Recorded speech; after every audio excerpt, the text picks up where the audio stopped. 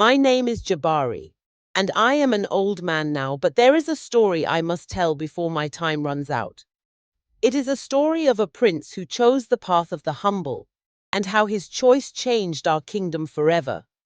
Many years ago, in the kingdom of Garunda, there was a young prince named Juba.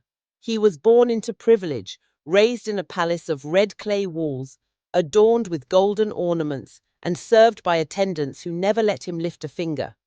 His father, King Omari, was a stern but just ruler, and his mother, Queen Zubaydah, was a woman of great wisdom.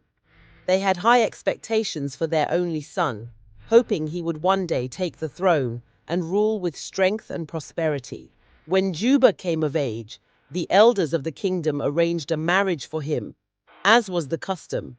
The chosen bride was Princess Nyasha from the neighboring kingdom of Mandara. She was known for her beauty and grace, and the union was expected to strengthen the bond between the two kingdoms. The elders, the council, and even the common folk celebrated the arrangement, believing it would bring great fortune to Garunda. But Juba was not pleased. He had never met Princess Nyasha, and he despised the idea of marrying someone he did not love.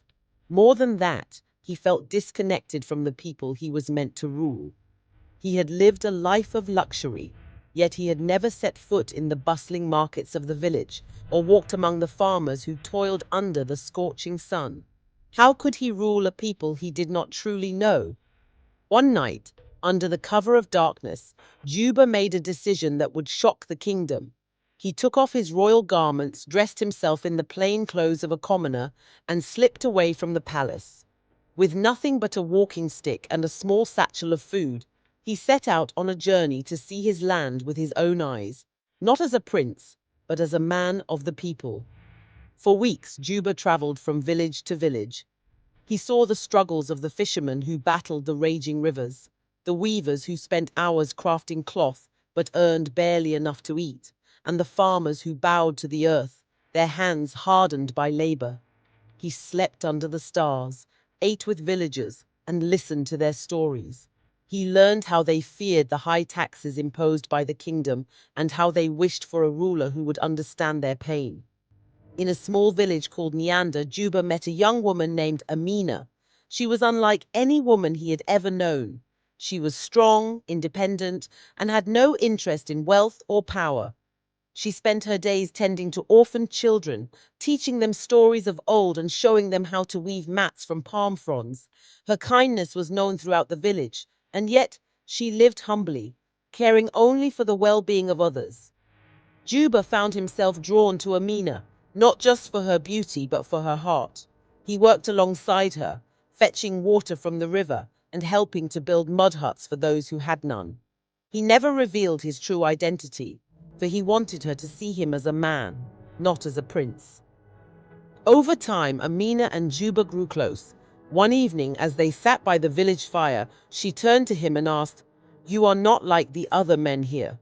You speak as one who has seen another world. Who are you truly?"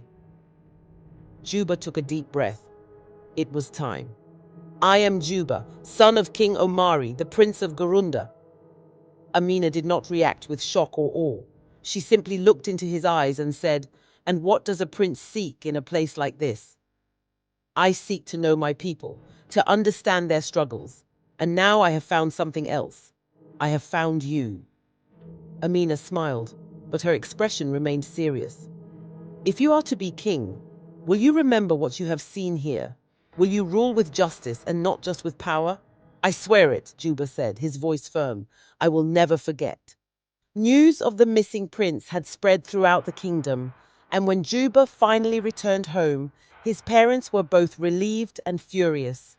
King Omari demanded an explanation, but when Juba recounted his journey, the king was silent. He listened to his son speak of the hardships of the people, the injustices they faced, and the need for change. For the first time, the old king saw his son not as a boy, but as a leader.